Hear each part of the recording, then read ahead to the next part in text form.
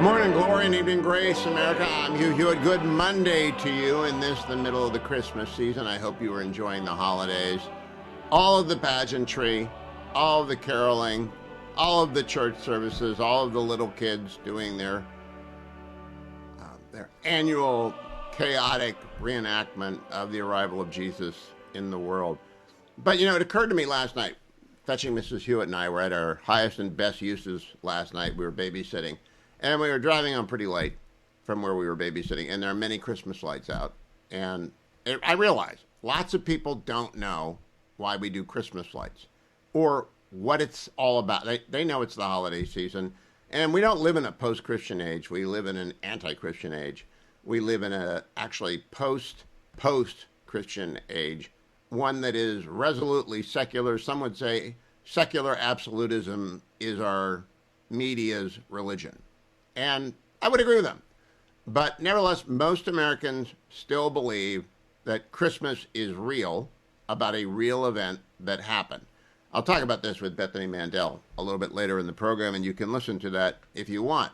Here's the short summary. For those of you who are driving around or are watching on Salem News Channel, here's just the short summary.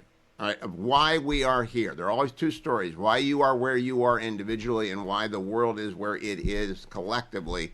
And it's mostly history. It's a little bit of theology, but it's mostly history. There's a logic embedded in the United States Declaration of Independence and Constitution that takes a little bit of teasing out, but mostly it's just history with a little bit of logic. Basics. Big Bang happens 13.8 billion years ago. Science agrees on that. 13.8 years ago, 13.8 billion years ago, everything got started with the Big Bang. Now, who's the prime mover? We think it's God. Christians believe it's God, so do Jews, and I think Muslims do as well, but I'm not sure. Buddhists probably don't care. About 4.54 billion years ago, the Earth was formed, and Homo sapiens began walking around on it about 200,000 years ago. So mankind has been on the earth a relatively short period of time.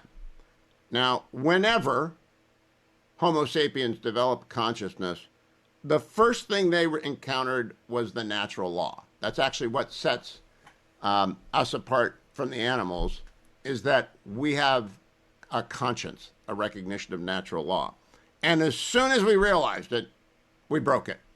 All right, so we are people of free will, and inevitably, every single one of us, me, you, everyone hearing this, we screw up and we break the natural law that is encoded into the universe by the Big Bang's creator, whoever, whatever you want to call that. The Big Bang creator had created a natural law. Inevitably, we screw up.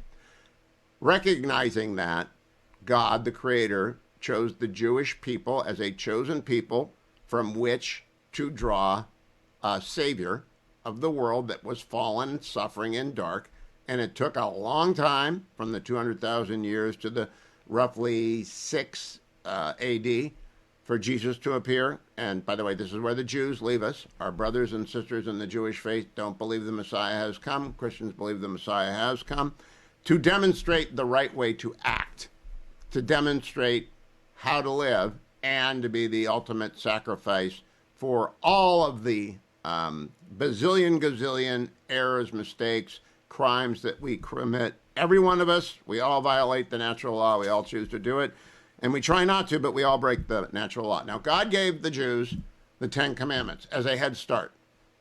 He said, Moses, here, if they can just get this down, this will work. And that did not work. It worked all right. It's still good law.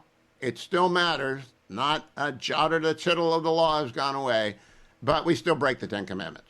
So then God sent into the world at Christmas, roughly around 4 to 6 AD, Jesus, born of Mary, a virgin.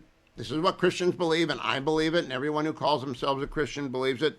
And the pagan Romans were in charge of the place where he was born. He was born in Bethlehem, not in his hometown of Nazareth.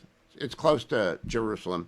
And that is occupied by Rome at that time. There's a great book called The Jews and the Romans, which I will recommend to you, and I will recommend it to Bethany. She's probably already read it. But I will recommend it to you later. The Jews and the Romans, I'm listening to it right now.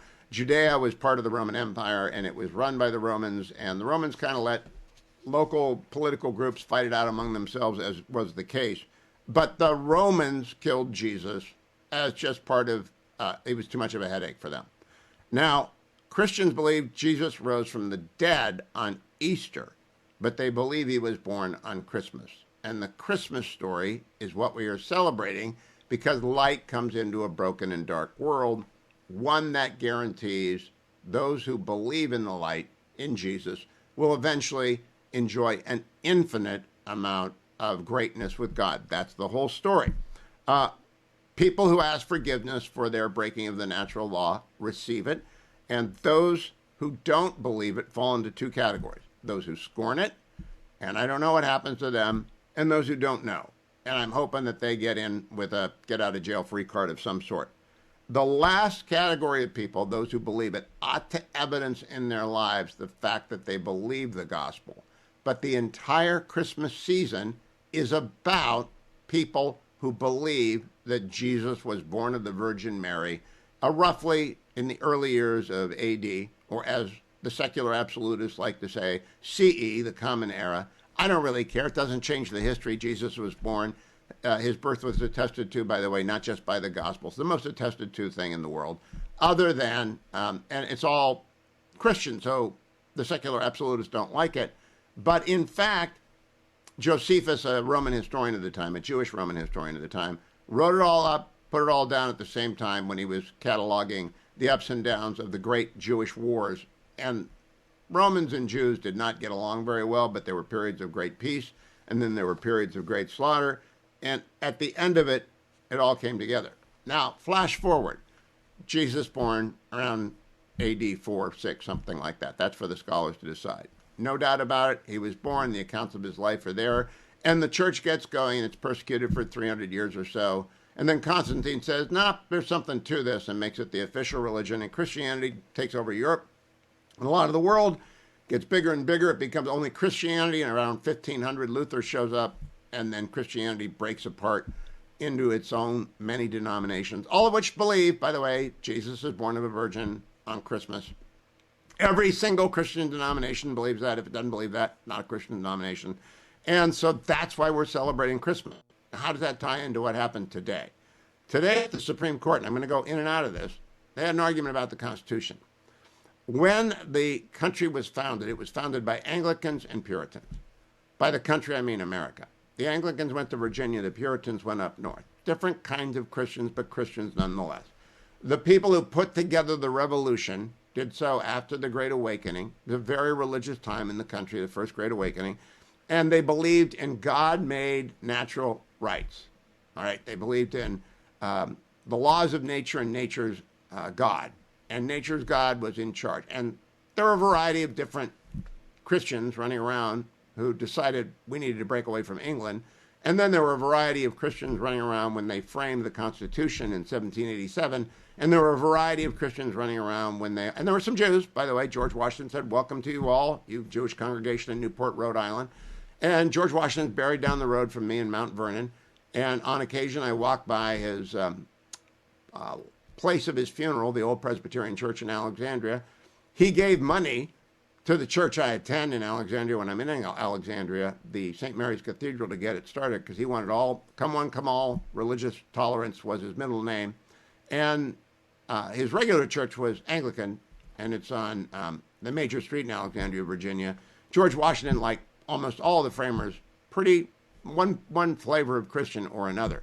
That's why Christmas has always mattered in America, because the framers believed it, and the framers wrote the Declaration of Independence, more importantly, the Constitution, on the premise that the American people would be a morality-based people, not a Christian people. We have a First Amendment that guarantees your right to exercise any kind of religion you want.